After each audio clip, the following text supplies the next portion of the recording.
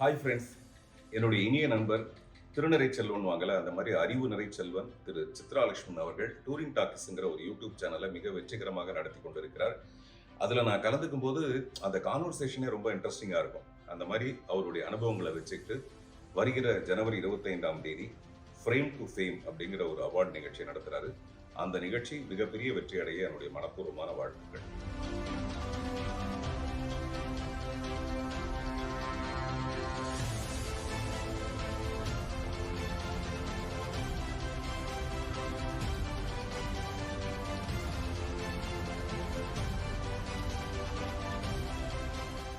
Touring talkies ரசிகர்களுக்கு வணக்கம். வாங்க லென்ஸ் நிகழ்ச்சிக்கு போகலாம்.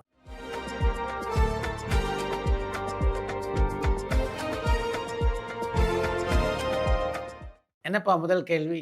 மணிரத்னம் டைரக்ஷன்ல விஜய் சேதுபதி, சாய் பல்லவி சேர்ந்து ஒரு படம் பண்றதா தகவல் வருது. இந்த தகவல் உண்மையான? சிவனேசன் மலேசியால இருந்து கேட்டிருக்காங்க. தியாகராஜன் குமார் ராஜா அவனுடைய படத்தில் நடித்து முடித்ததற்கு பின்னாலே மணிரத்னம் இயக்கத்தில் தான் விஜய் சேதுபதி நடிக்க இருக்கிறார். அந்த படத்தில் கதாநாயகியாக ருக்மணி வசந்த் நடிக்க இருப்பதாக செய்திகள் வந்து கொண்டிருக்கின்றன. பாட்டி கேரக்டருக்கு முக்கியத்துவம் கொடுத்து எடுக்கப்பட்ட பூவே பூச்சிடவா, பாட்டி சொல்லை தட்டாதே, செம்பருத்தி, இந்த 3 படங்கள்ல உங்களுக்கு எந்த படம் ரொம்ப பிடிக்கும்னு ராமகிருஷ்ணன் மேட்டுப்பாளையத்துல இருந்து கேட்டிருக்காங்க. பாட்டி கதாபாத்திரத்துக்கு முக்கியத்துவம் கொடுத்து எடுக்கப்பட்ட பாட்டி சொல்லை தட்டாதே, செம்பருத்தி, பூவே பூச்சுடுவா ஆகிய 3 படங்களுமே மிகப்பெரிய வெற்றி படங்கள், மிக நல்ல படங்கள். அப்படின்னாலும் இந்த 3 படங்களில் என்னை மிகவும் கவர்ந்த படம்னா அது பூவே பூச்சுடுவா படம் தான். நீங்களும் கமல் சாரும் பாரதி ராஜா சாரை நேர்ல பார்த்துட்டீங்களா? அவர் இப்ப எப்படி இருக்காருன்னு பரமன் வேலூர்ல இருந்து கேட்டிருக்காங்க.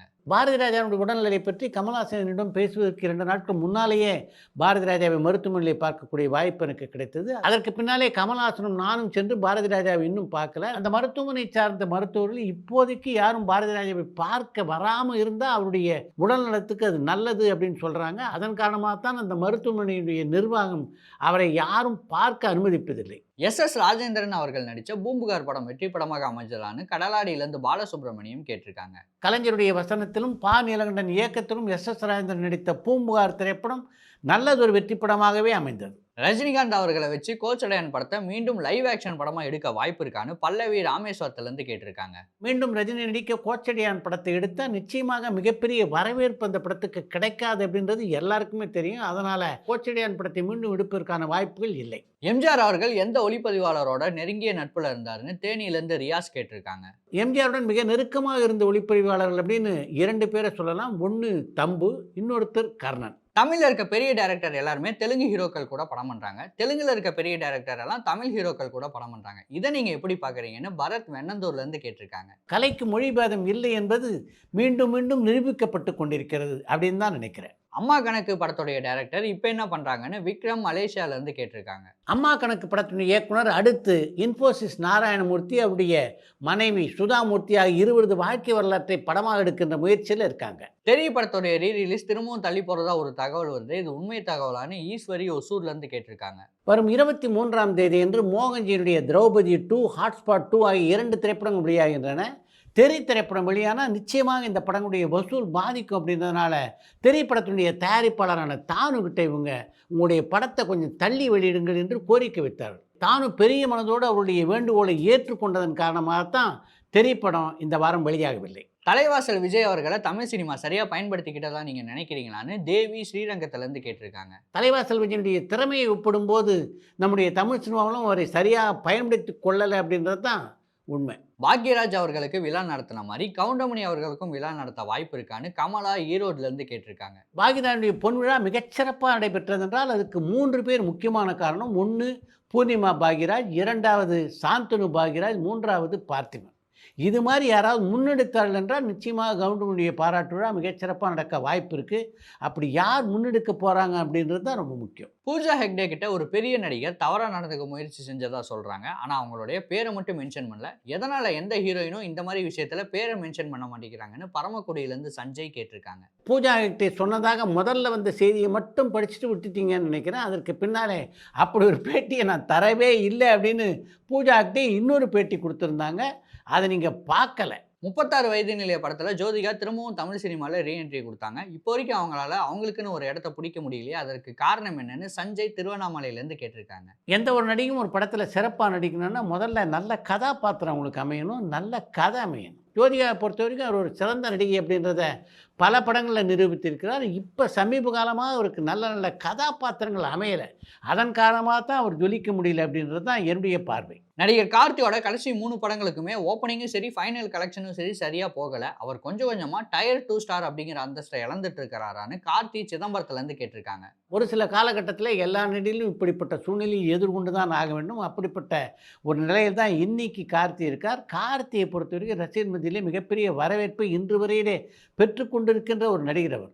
சரியான ஒரு படம் அமைஞ்சால் இதெல்லாம் அப்படியே மாறிவிடும். பாடகி B.A. பெரியநாயகி தமிழ் படங்கள்ல நடிச்சிருக்காங்களான்னு கடலாடியிலிருந்து பாலசுப்ரமணியம் கேட்டிருக்காங்க. B.A. பெரியநாயகி, தர்மவீரன், என் மனைவி, மனோன்மணி, பிரபாபதி, சிவலிங்க சாட்சி, மகாமாயா உட்பட பல படங்கள்ல நடிச்சிருக்காங்க. உங்களுடைய அவார்ட் ஃபங்க்ஷனுக்கு டூரிங் டாக்கீஸ் அவார்ட்னு பேர் வைக்காம எதனால ஃப்ரேம் அண்ட் ஃபேம்னு பேர் வச்சிருக்கீங்க? அந்த பேருக்கு பின்னாடி இருக்க காரணம் என்னன்னு சோலை சிங்கப்பூர்ல இருந்து கேட்டிருக்காங்க. டூரிங் டாக்கீஸ் சார்பிலே சிறந்த கலைஞர்களை தேர்ந்தெடுத்து அவர்களுக்கு விருதுகள் வழங்க வேண்டும். அப்படி விருதுகள் வழங்குகின்ற போது அதை மிகப்பெரிய விழாவாக எடுக்க வேண்டும் அப்படின்னு முடிவு பண்ண உடனே விழா குழுவைச் சேர்ந்த நான், சிங்காரவேலு, ரியாஸ் கே அகமத், பாரஸ் அகமத் ஆகிய 4 பேரும் இந்த விருதுக்கு என்ன பெயர் வைக்கலாம் அப்படின்னு ஏறக்குறைய 15 நாட்கள் யோசித்தும் பல பெயர்கள் பரிசீலிக்கப்பட்டன. அப்போ தான் ஃப்ரேம் அண்ட் ஃபேம் அப்படின்ற பெயர் எனக்கு தோன்றியது. சினிமாவை பொறுத்த வரைக்கும் இந்த ஃப்ரேமில் தான் கலைஞர்கள் உருவாகிறாங்க. கலைஞர்கள் இந்த ஃப்ரேமில் உருவாகி மிகப்பெரிய புகழை, அதாவது ஃபேம் அடைகிறாங்க.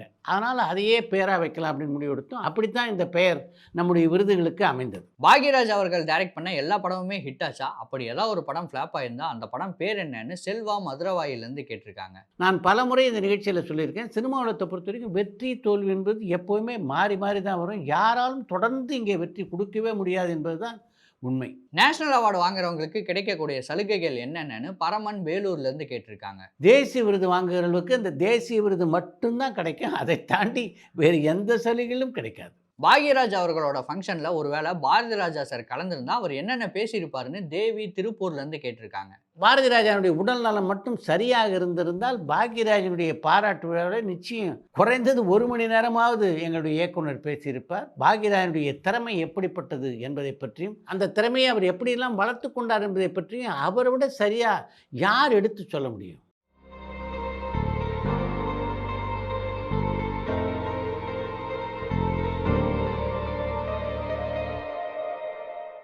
நடிகர் விஜய் ஒரு வேளை சிஎம் ஆனா தியேட்டர்ல இருக்க டிக்கெட், பார்க்கிங் ரேட், ஸ்நாக்ஸ் ரேட்லாம் கம்மி பண்ணுவாரான்னு சந்தனகுமார் சென்னையிலேருந்து கேட்டிருக்காங்க. இப்போது உள்ள திரையரங்கு கட்டணத்திலேயே தேட்டர்லாம் நடத்துறது எவ்வளவு சிரமமாக இருக்கிறது அப்படின்றத பற்றி திரையரங்கு உரிமையாளர்கள் தொடர்ந்து பேட்டி கொடுக்கறதெல்லாம் நீங்கள் பார்க்கலன்னு நினைக்கிறேன். அதனால் விஜய் முதல்வரானால் கூட இதையெல்லாம் குறைப்பதற்கான வாய்ப்புகள் இல்லை. அடுத்து இன்று ஒரு தகவல். மலேசிய மன்னர் M.S. விஸ்வநாதன் மிகச்சிறந்த இசையமைப்பாளர் என்பது உலகமறிந்த விஷயம். ஆனால் தான் வாழ்கின்ற காலத்திலே வாழும் வள்ளலாக இருந்தவர் அவர் என்பது எத்தனை பேருக்கு தெரியும்? மற்றவர்களுக்கு உதவுகின்ற அவருடைய பெருங்குணத்தை பலமுறை நான் பார்த்து வேந்திருக்கிறேன். பாடலுக்கான கம்போசிங் நடந்துக்கிட்டே இருக்கும். அப்போ அவரை பார்ப்பதற்காக யாரோ ஒருத்தர் வருவார். அவரை பார்த்த உடனே இந்த கம்போசிங் விட்டுட்டு அவசர அவசரமாக எழுந்து போவார் M.S. விஸ்வநாதன். அவருக்கு வேண்டிய உதவிகளை எல்லாம் செய்து விட்டு மறுபடியும் கம்போசிங்க்கு வந்து பாடத் தொடங்குவாரே தவிர அவர் யார் என்றோ, அவருக்கு தான் எதற்காக உதவி செய்தோன் என்றோ, எந்த அளவுக்கு உதவி செய்தோன் என்றோ ஒரு வார்த்தை கூட சொல்ல மாட்டார். அவருடைய அந்த தாராள குணத்தை பல முறை பார்த்து நான் வியந்திருக்கிறேன் என்று ஒரு பத்திரிகை பேட்டியிலே பதிவு செய்திருக்கிறார் ABM அதிபரான ABM குமரன்.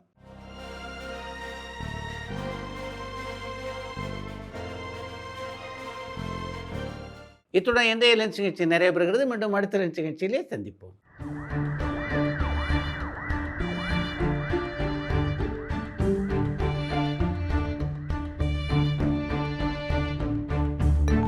பரபரப்பான சினிமா செய்திகள், நட்சத்திரங்களின் பேட்டிகள், சினிமா வரலாறு ஆகியவற்றை பார்க்கவும் படிக்கவும் உங்களுக்கான இணையதளம் touringtalkies.co.